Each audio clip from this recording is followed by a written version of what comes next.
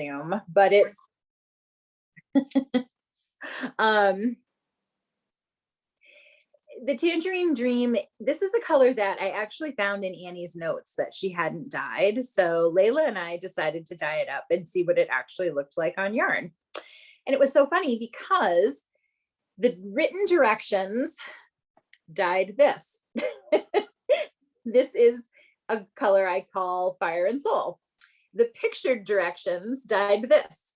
So I'm calling them my Annie Legacy, and I have two new colors that are cool, completely different from each other. So I separated them out.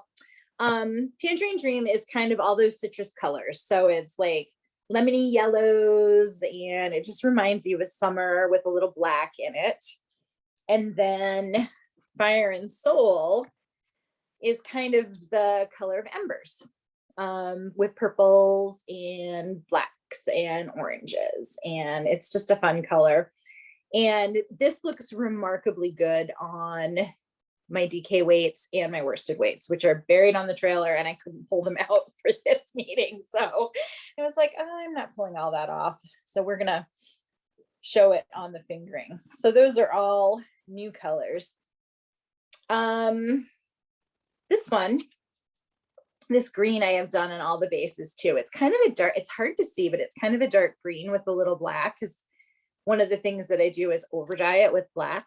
And this one I'm calling Cactus Paddle, because it actually reminds me of those flat cactus paddles that you see everywhere, like in the Badlands, or, you know, just, I was in fact, yeah, the pair. I was out in the Badlands at the end of August, and I saw them everywhere, and I thought, ha, that's the name of my new colorway. So Cactus Paddle comes on all the yarns. And then I have this is, I haven't decided if this is limited yet or not, but this was a color that I was kind of playing around with, and it's called Aegean Afternoon. And on the Zoom, it looks more blue as I'm looking at my screen, but it's actually turquoise with purple and black. I'm kind of liking these colors that just have a little either black splashed on them or, you know, black in them. A friend of mine, actually, we found a picture that she took in Greece last year that remarkably looks like this yarn. So hopefully I'm going to blog about that and, you know, get those pictured side by side. Right now, this is only on my ModeWork fingering. I can dye it on any of the other yarn bases if people want it. It's on the website only in ModeWork fingering. And that is another new thing too. If for anyone who's out there, I have a new website, or an updated website. So during this pandemic, I hired a web guy, and gee, having a web guy is so nice. And so it's taken us the best part of this year, but we have gone through and updated everything. So we have a new, I have a new theme. It's much easier to shop. The website is much faster. It looks much more like an e-commerce site and less like a cobbled together, you know, site. So it's pretty good now. So all of these yarns I'm talking about should be in stock on the website. There's only going to be one I'm going to talk about that's not up there yet. But the nice thing about it is that I list all the yarns on the website, and then I can, when I go to shows, they can join. So if I sell at a show, it pulls it off the website. So it's just very nice to have all the yarn stock and all the inventory on there. So thank you for putting the link up. So those are new colors. And then this year, I also decided to add some new bases to the line. One of the new bases is this, I call it Mode Blue. And what it is a British blue-faced Leicester with nylon. So it's an 80-20, and it dyes up so beautifully, so rich and dark. And I mean, that the BFL really soaks up the dye.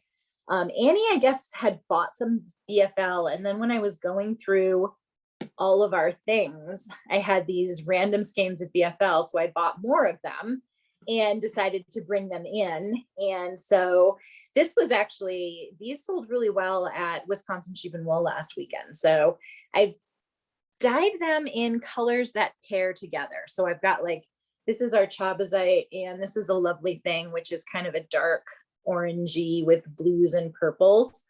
And then I also have it in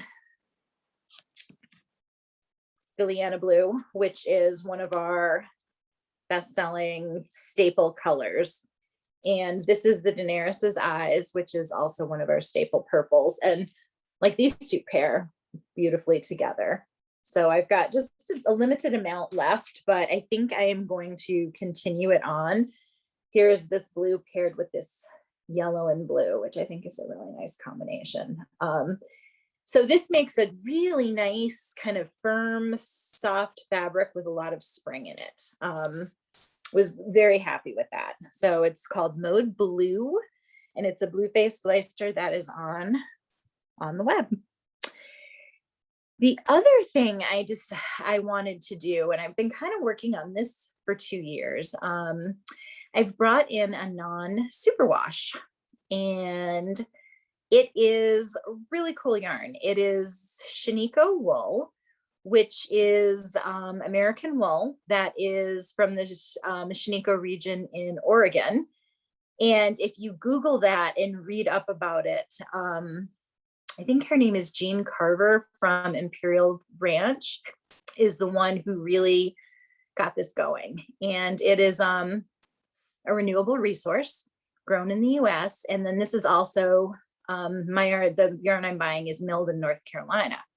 So it is American produced, and I kind of love it. It's really soft. I'm calling it Mode Wool. And right now I have it in a fingering weight and a sport weight. Here's the two grays, I'll show you.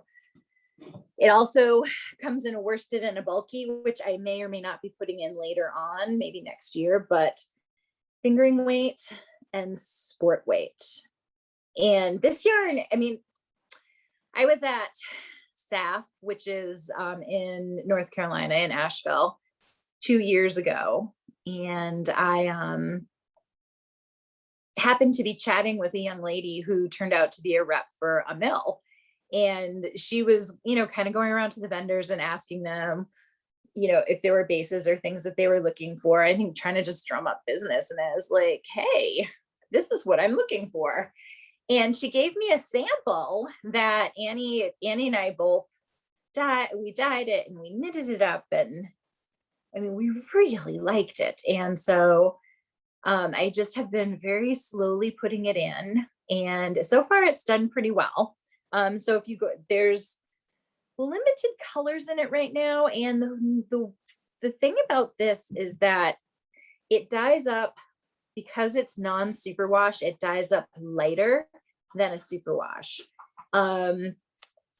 Because of the superwash, the way the wool is treated, it kind of opens up that when wool is superwashed, those guard hairs lay down so that you can machine wash it and dry it. And so non-superwash, those guard hairs are still there and they don't absorb dye as readily. So I thought for fun, let me knock everything off the table. I've got a big bundle of it that I just dyed right here. And this is the weight for it. And this is the weight for it in the same kind of dye bath, soaks up the dye so much deeper. This is going to be, you can kind of see when it is, it's hard to see on the Zoom, but this has like little darker bits. So it's going to be tonal when I do wind it off. And I love this. I mean, it's so soft and it's squishy and I just love this. So I'm very excited about this. I really, really wish I was in person showing it to you so that I could have everyone just touch my yarn. That's what I was doing in Wisconsin a few weekends ago. I was just like, feel this, you'll like this. So I've got the non-superwash. Like here it is in a variegated. And so it just takes the colors very softly. This is my Rosette Nebula colorway. This one came out a little more peach. Sometimes they come out a little more pink, but this is a peach one. And so like this, I would probably, if you're going to do a 2-color project, I'd pair them together. I mean, look how pretty that is, just for a soft, a soft project. And then this one will blow your mind. This is the cactus. Oopsie, I've been dropping yarn. These were dyed at the same time. This is that cactus coddle, right?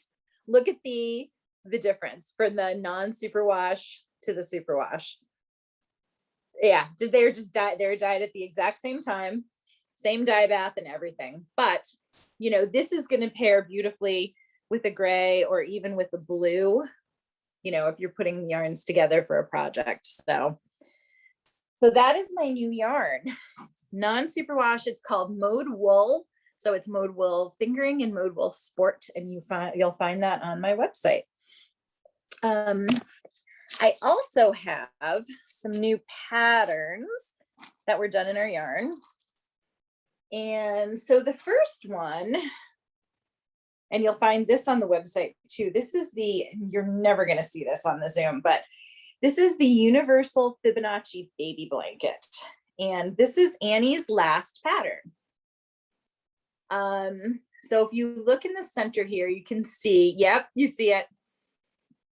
It's a Fibonacci sequence that starts here, goes around and around and around. And it's a sectioned blanket. You pick up the sections. This one is done in 2 colors. This is a DK weight. And it's 4 skeins of my ModeWork DK. I can help people put colors together for kits, but basically this is 2 of the gray, the platinum, and 2 of the Brazilianite. And Annie worked on this pattern, oh my gosh, for so long, because when she was sick, she was working on it, trying to get the schematics down. Chemo brain is a real thing. And so chemo brain kind of got in the way a little bit, but our dear friend, Ellen, who's our tech editor, was able to help me cobble it all together. And so it took me a long time to be able to bring myself to release this, but I finally got my act together, got it together. And so it's available. It is on Ravelry and it's on my website. It's the Universal Fibonacci Baby Blanket. Here it is in bulky, in my ModeWork bulky. And this one is done in 3 colors with the purple, the cream, and the gray. Just a very delightful, squishy, just a great little blanket. You actually could make it more adult sized by adding 1 more section to it. We played around with that idea of adding 1 more section to it, but at this point, it's just mostly a small lap blanket or baby blanket. So that's the latest in patterns that we have. I've got some that were designed. Oh, this one. Y'all might have seen this one before. So Karen George, who is from North Dakota, and I actually met her at North Country Fiber Fair with the North Dakota knitting ladies that always come down. She saw us a few years ago and Annie gifted her some yarn to design in. And so she designed this gorgeous little curved shawl. It's called the Prairie Sky Shawl, and it's 2 skeins of my ModeWork fingering. And you can find this in Karen George's Ravelry shop. I don't have it on my website, but it kind of has a little curly Q end. It's done in blue and then my speckled Rory Gilmore. So this is Leanna Blue and Rory Gilmore. And it's just the cutest little thing. And it's really an interesting knit. My friend Karen, who travels with me, made this. This little section here is all star stitch. I'm going to show that close up. So it's just a very fun and interesting and not very long knit at all. So that's brand new. I'm sad that I've been displaying it actually at all the shows, and I was in Fargo and saw Karen there and had this displayed in the booth. So that was nice. I did the Fiber Arts Festival in Fargo, whenever that is. Oh, the beginning of August, I think. We were out there for that. That's a fun little show. If anyone ever gets up to that, that is a really, really fun show. The second shawl that I have that's brand new is called Taming the Hues, and it's by Lana Joyce. And Lana is actually a designer based in India. And I met her through a collaboration that I did between indie dyers and indie designers. This is called Taming the Hues. And this is kind of a fun asymmetrical shawl with a picot style edge. And it's kind of long. It's 2 skeins of my ModeWork fingering. And this colorway is called Saturn Spring. So it's kind of the lemony, yellowy lime greens with black. And what Lana did was she designed this shawl with, it's so hard to see, but there's this whole curved section here is designed to kind of tame down, hence Taming the Hues, tame down all of that black and lime together and kind of make it swirl and work together. So that is available in her Ravelry shop. And this is a sample, a new sample that we have had up in the booth for sure. And then the last new pattern we have,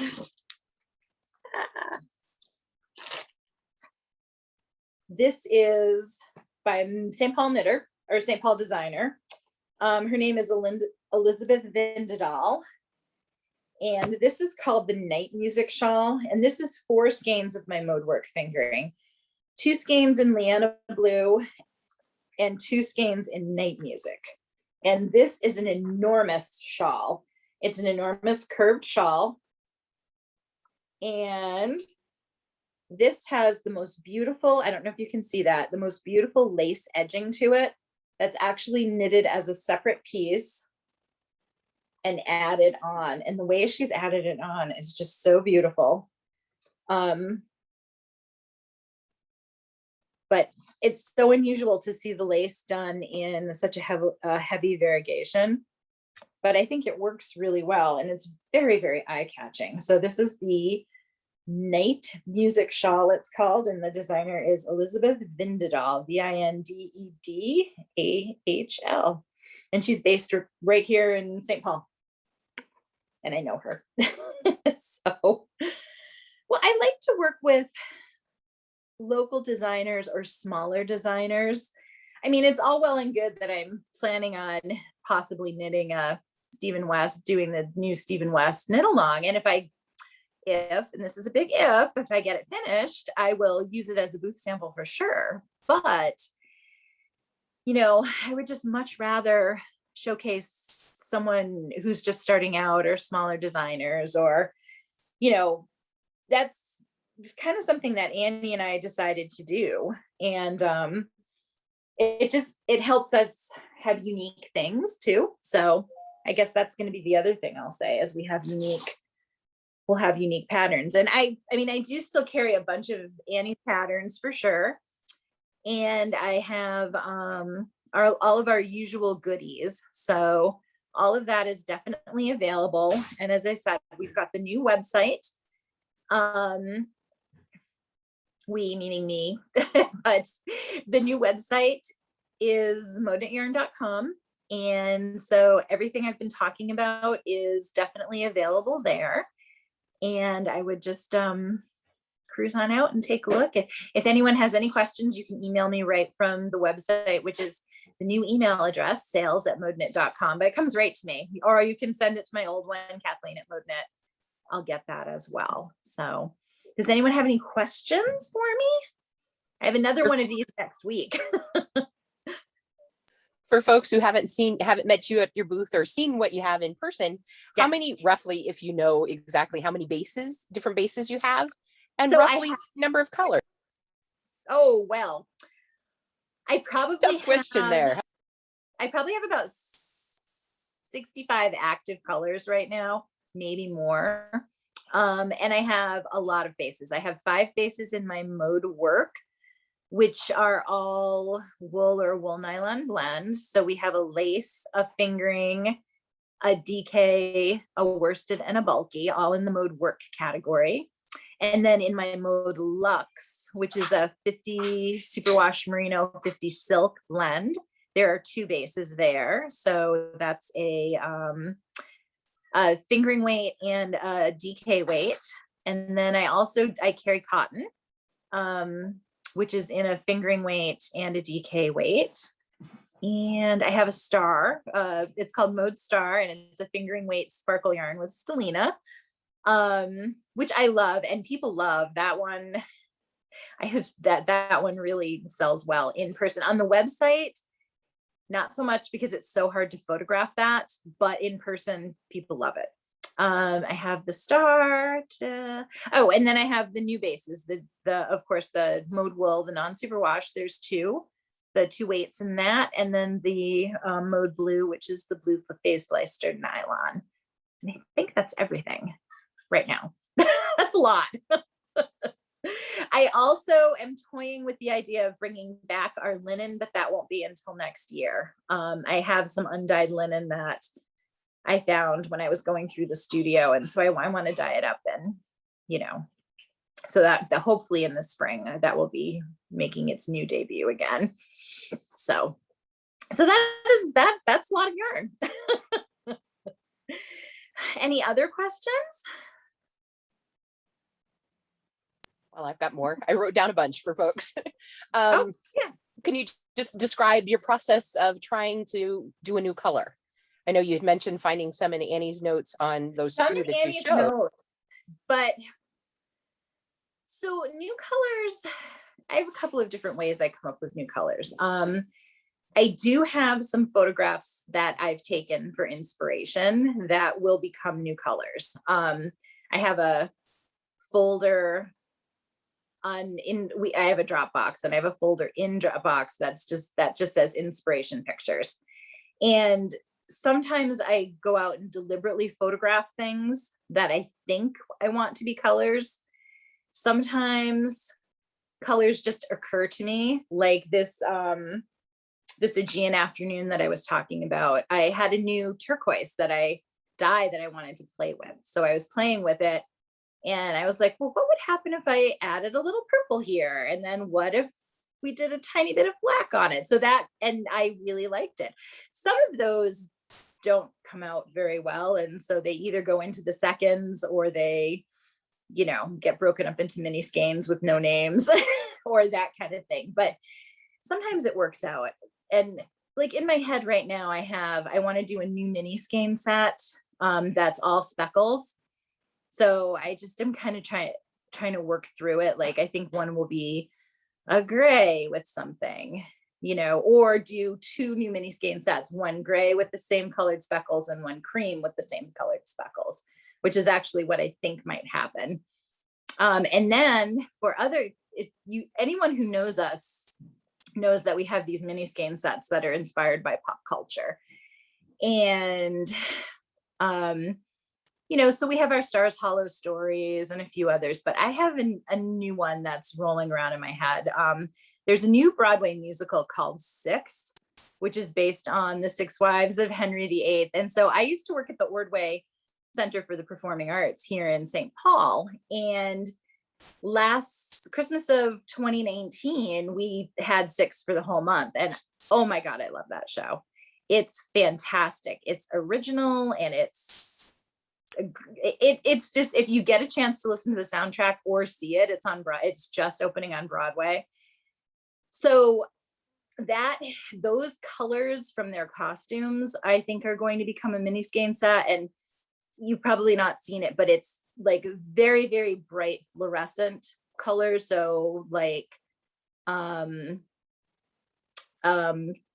Catherine, one of the Catherines is bright pink with black, and Anne Boleyn is bright green, or bright emerald green with black, and one of the other ones is electric blue with black.